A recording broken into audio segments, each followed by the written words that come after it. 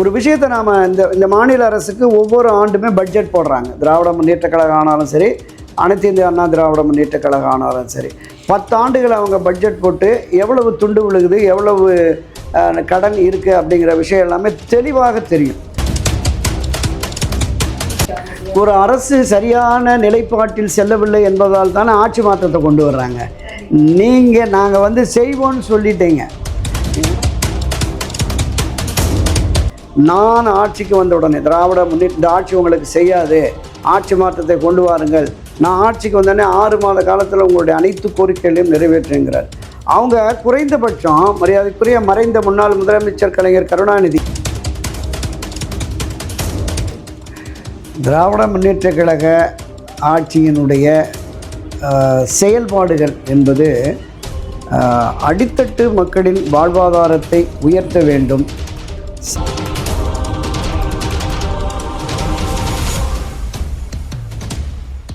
அண்ணாமலை அவர்கள் சொல்லியிருந்தாரு, இந்த மாதிரி திமுக முதல்ல கொடுத்த வாக்குறுதிகளை நிறைவேற்றல, ஆனா இப்ப புதிய வாக்குறுதி ரெடி பண்றதுக்காக கனிமொழி அவர்களுடைய தலைமையில ஒரு குழு அமைச்சிருக்காங்க அப்படின்னு ஒரு விமர்சனத்தை முன் வச்சிருந்தாரு. இது எப்படி சார் நீங்க பாக்குறீங்க? இல்லை, திராவிட முன்னேற்ற கழகமோ அனைத்து இந்திய அண்ணா திராவிட முன்னேற்ற கழகமோ தேர்தலுக்கு தேர்தல் பல்வேறு வாக்குறுதிகளை கொடுப்பாங்க. கொடுக்குற எல்லா வாக்குறுதிகளுமே நிறைவேற்றிவிட முடியாது.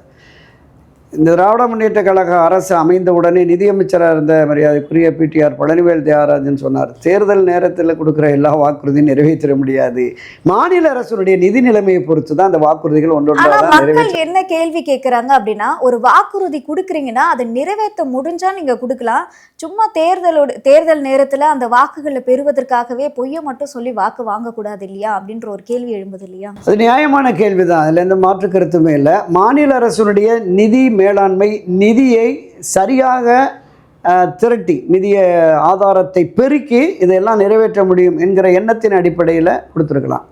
ஒரு விஷயத்தை நாம் இந்த மாநில அரசுக்கு ஒவ்வொரு ஆண்டுமே பட்ஜெட் போடுறாங்க. திராவிட முன்னேற்ற கழகம் ஆனாலும் சரி, அனைத்து இந்திய அண்ணா திராவிட முன்னேற்ற கழகம் ஆனாலும் சரி, 10 ஆண்டுகள் அவங்க பட்ஜெட் போட்டு எவ்வளவு துண்டு விழுகுது, எவ்வளவு கடன் இருக்குது அப்படிங்கிற விஷயம் எல்லாமே தெளிவாக தெரியும்.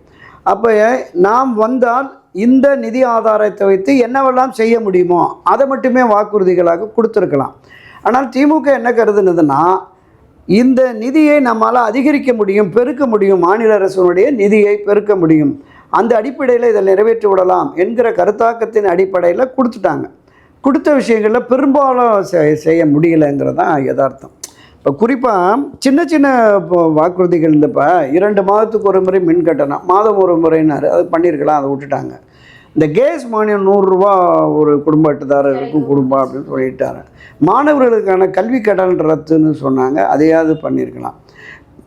நீட் நாங்கள் வந்த உடனே ஒரு பெரிய ரகசியம் எங்கள்கிட்ட இருக்குது, அதை வச்சு நீட்டை ரத்து பண்ணுவோம், அதுவும் முடியல. அப்போ மக்களுக்கு கொடுத்த வாக்குறுதிகளில் இது போன்ற விஷயம். இப்போ அரசூழியர் ஆசிரியர் விஷயத்தில் பழைய ஓய்வூதிய திட்டம், அவர்களுக்கான ஊதிய உயர்வு, இது இப்போ ஓராண்டு பொறுத்திருந்தாங்க. 2021, 22 காலகட்டத்தில் ஓராண்டு பொறுத்திருந்தாங்க. அதன் பிறகு தான் எல்லாமே போராட்ட களத்துக்கு வந்துட்டாங்க. அப்போ கொடுத்த வாக்குறுதிகளை நிறைவேற்ற முடியலன்னா குறைந்தபட்சமாக இந்த வாக்குறுதிகளை அவங்க எது முடியுமோ அது சாத்தியப்பட்டதை தெரிவித்திருக்கலாம். சாத்தியம் இல்லாதது நம்ம கொடுத்துட்டோம், வாக்குறுதி கொடுத்துட்டோம். அப்போ குறைந்தபட்சம் அவங்களுடைய கோரிக்கைகள் 10 கோரிக்கை 8 கோரிக்கைன்னு ஒரு 1-2 கோரிக்கைகளாவது நிறைவேற்றி. ஆனால் இவங்க 525 வாக்குறுதி இல்லை கொடுத்துருந்தாங்க. ஆமாம், 505 + 7 கொடுத்துருந்தாங்க. அதில் ஒரு 200 வாக்குறுதிகளுக்கு மேலே நிறைவேற்றிருந்தாங்க. இதை தாண்டி தான் இப்போ புது வாக்குறுதிகளாக, வாக்குறுதி அளிக்காத சில விஷயம் கூட, காலை உணவு, இந்த மாதிரியான விஷயங்களை கூட கொண்டு வந்துட்டுருக்காங்க. இன்னொன்று, இந்த பெண்களுடைய வாக்குகளை கவருவதற்கான சில விஷயங்களும் பண்ணுறாங்க. ஏற்கனவே விடுபட்டு போன அந்த வாக்குறுதிகளை இனிவரும் ஆண்டாவது நிறைவேற்ற முடியுமா அப்படிங்கிற பார்வை பொதுமக்கள் மத்தியில். இதையும் தாண்டி வேறு என்ன எதிர்பார்ப்பு இருக்கிறது? எல்லா சர்க்கிள்லையுமே விவசாயிகள், தொழிலாளர்கள், இவர்கள் எல்லாம் கலந்து ஆலோசித்து ஒரு புதிய, இந்த நீங்கள் சொன்ன மாதிரி ஒரு வாக்குறுதி அறிக்கைகளை தயாரிக்க மரியாதைக்குரிய கனிமொழி அவர்கள் தலைமையில் ஒரு குழு போட்டிருக்காங்க.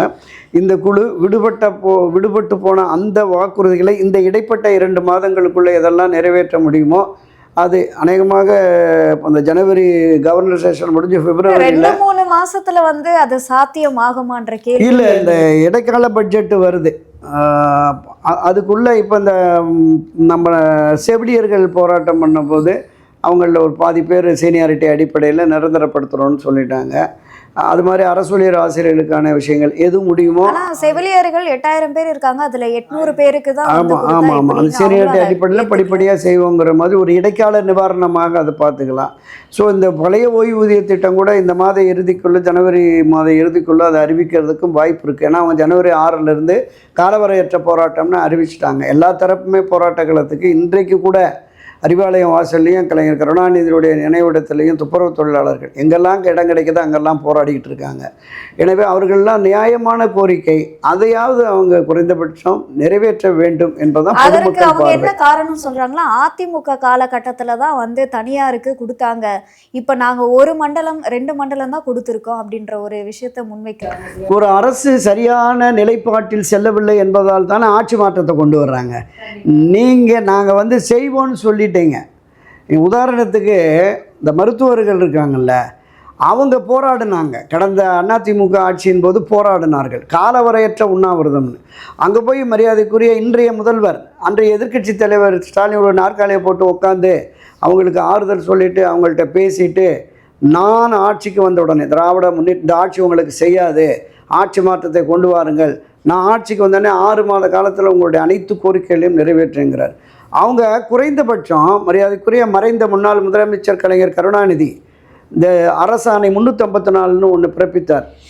உங்கள் அப்பா மறைந்த திமுக தலைவர் அவர் போட்ட அரசாணையாவது நிறைவேற்றுங்கன்னு 4 வருஷமாக போராடுறாங்கப்பா. இதையும் தாண்டி கொரோனா காலத்தில் நாங்கள் உயிரை பணையம் வைத்து நாங்கள் வேலை பார்த்தோம்.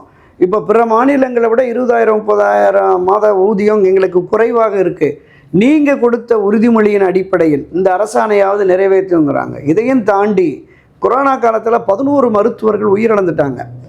அந்த உயிரிழந்த மருத்துவர்களுக்கு 1 கோடி ரூபாய் நிதி தருவோம், வேலை வாய்ப்பு தருவோம் அப்படின்லாம் உறுதிமொழி கொடுத்தாங்க. அந்த அரசும் கொடுத்தது, இந்த அரசும் வந்து கொடுத்தது.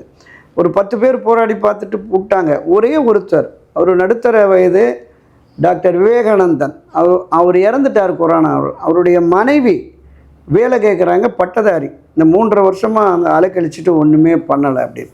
அப்போ இது மாதிரி விஷயங்கள், இந்த குறைந்தபட்ச கோரிக்கை, அவங்க இறந்த அவர் தான் அந்த குடும்பத்தினுடைய தலைவராக இருக்கார்.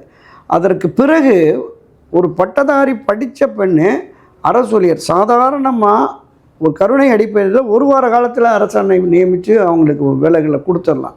யாருக்குமே ஒரு அரசாணை, இது விதி என்றால் விதி விலக்குன்னு ஒன்று இருக்குல்ல, அந்த அடிப்படையில் அவங்க கொடுத்துருக்கணுங்கிறது தான் அவங்களுடைய பார்வையாக இருக்குது. இந்த ஆட்சி வருகிற பொழுது நிதி மேலாண்மை, நிதி நிர்வாகம், நிதியை பெருக்குவதற்கான வழிமுறைகளுக்குன்னு ஒரு 2-3 குழு போட்டாங்க. மிகப்பெரிய சர்வதேச அளவில், தேசிய அளவில் இந்த பொருளாதார நிபுணர்கள், இதை தாண்டியும் ரிசர்வ் பேங்கில் இருந்த ரகுராம் ராஜன் உட்பட போட்டிருந்தாங்க. இதை தாண்டி இந்த நம்ம இறையன்பருடைய அண்ணன் திருப்புகழ் அவர் தலைமையில் ஒரு கமிட்டி, கிட்டத்தட்ட ஒரு 28-30 குழுக்கள் போட்டிருந்தாங்க. இந்த மாநிலத்தை மேம்படுத்துவதற்காக நிதி நிர்வாகம், நிதி செயற்கேடு, நிர்வாக மேலாண்மை இப்படி போட்டிருந்தாங்க. இந்த குழுவினுடைய அறிக்கை கிடைத்ததா, அந்த நிதியை பெருக்குவதற்கான நிதி ஆதாரங்கள் தொடர்பாக ஏதாவது கொடுத்தாங்களான்னு தெரியல. இப்போ நீங்கள் குறிப்பிட்டதான், சுதந்திரம் பெற்று 2021 வரைக்குமே ஒரு 5,4 கோடி, இப்போ இந்த 4.5 வருஷத்தில் 5 கோடி, 10 லட்சம் கோடி கடன். ஒரு தலைக்கு, ஒரு மனிதனுக்கு 1,20,000 ரூபா கடன் நமக்கு. இப்போ கிட்டத்தட்ட இந்த 4.5 ஆண்டுகளில் இந்த கடன் அதிகரிச்சிருக்கு. 3% கடன் தொகை இருக்கணும், மத்திய அரசு நிர்ணயிச்சது. 3.44 தாண்டி போயிட்டோம். இந்த வருவாய் பற்றாக்குறை என்பது கிட்டத்தட்ட ஒரு 20-25% இருக்கணும், அதுவும் 26 தாண்டி போயிடுச்சு.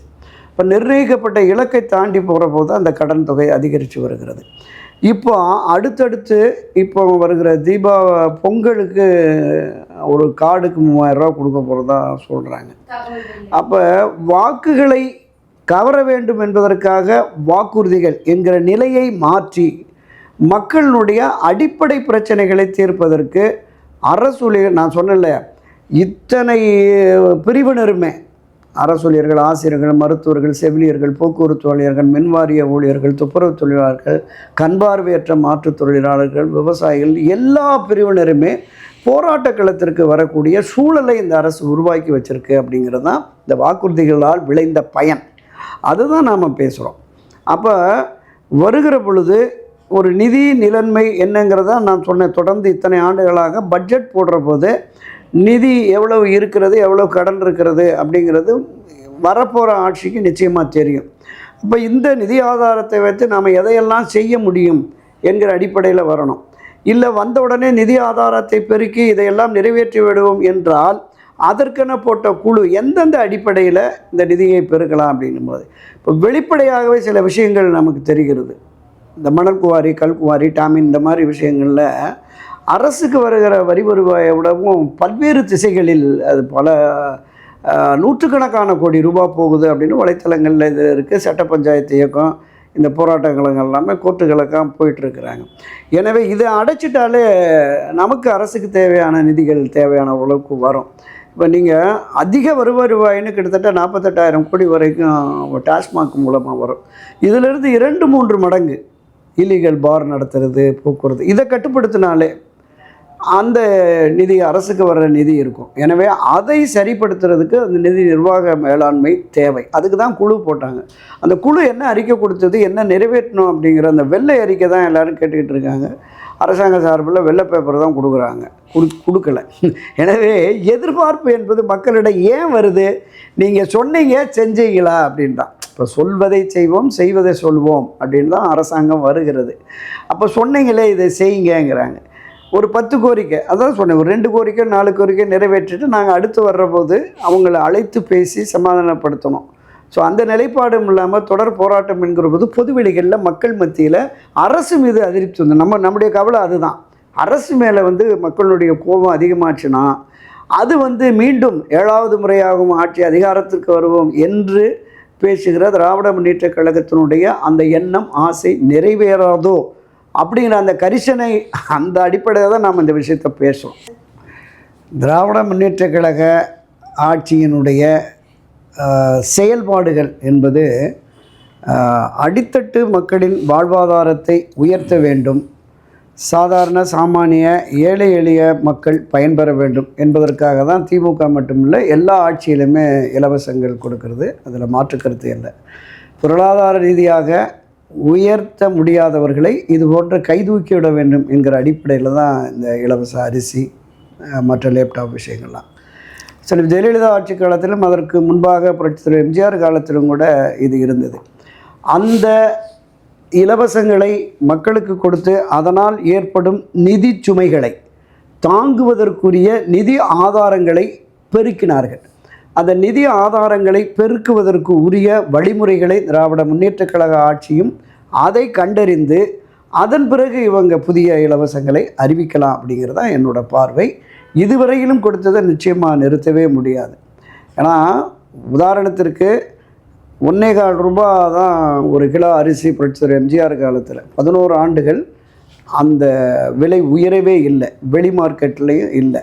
இப்போ இன்றைக்கு இலவச அரிசி என்று வந்ததற்கு பிறகு ஏராளமான குடும்பங்கள் அதனால் பயனடைகிறது.